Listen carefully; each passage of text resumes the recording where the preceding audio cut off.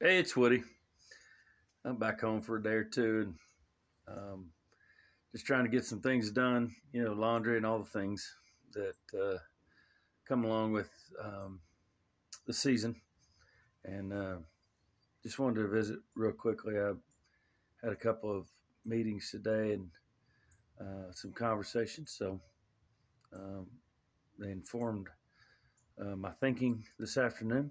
And quickly, I want to talk about a couple of things. I was on an airplane yesterday and last night, and elderly lady was talking about pilots, and we had a little turbulence, and of course, the pilots did exactly, they did great, and she was talking about how the pilots need to fix all these things um, in the industry, and to make her experience better, and I kind of giggled at the thought that the pilots have a very specific skill set.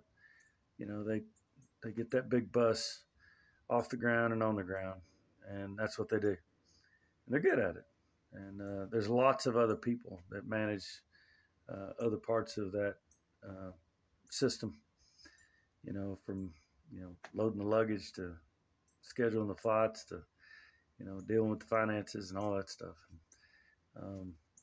It's kind of amusing how we think about people, um, and how that perception of their role in the process. Well, that's true for our industry as well. We talk about, oh, he's a great firefighter, and moved on up to be a chief of some kind, and ultimately, typically they suck at that, and that's sad because that wasn't the skill set that we trained them for. They didn't get that level of that body of knowledge, that understanding, and it's true in the industry I work in now. And we have folks that don't understand the process, don't understand the system that we use, and the and it shows. It's unfortunate, but it does show when they don't understand how things work, and they think, well, I'm a firefighter, Oh, well, good, fantastic, glad to have you here. So you can work as a firefighter, but you don't need to be in a place where you're trying to make decisions about how the process works when you don't understand it. And one of the questions posed today in a meeting I had was, what are we, what kind of decisions are we pushing out to our folks that they don't need permission to make those decisions?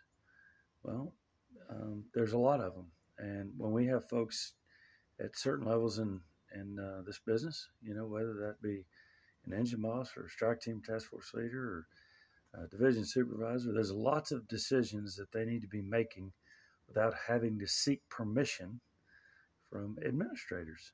And you guys need to get your head around that. We've been doing this a long time, and I'm kind of sick of hearing about it. Um, when when we have folks out there on the ground who are in those roles, if they're not competent to make those kinds of decisions, and you feel the need to be there beside them because you're some administrator of some kind, then we got problems. You built the system wrong. We didn't do what we needed to do from the beginning, and that was train those folks to be able to make those kinds of decisions. We fast track folks. They don't understand how things work. Yeah, I can understand why you're standing there telling them to go here or go there because, well, quite frankly, you did it wrong. And, I don't know what to do about that right now other than to reset and get folks trained and qualified in the way that they need to be. Um, that's the best I can offer is that we need to reset, get folks legitimately qualified in their roles that have the skill sets and the body of knowledge to do their jobs. And then you don't need to be standing there telling them how to do their job. That's all there is to it. The rest of you who are Skookum, keep doing good things.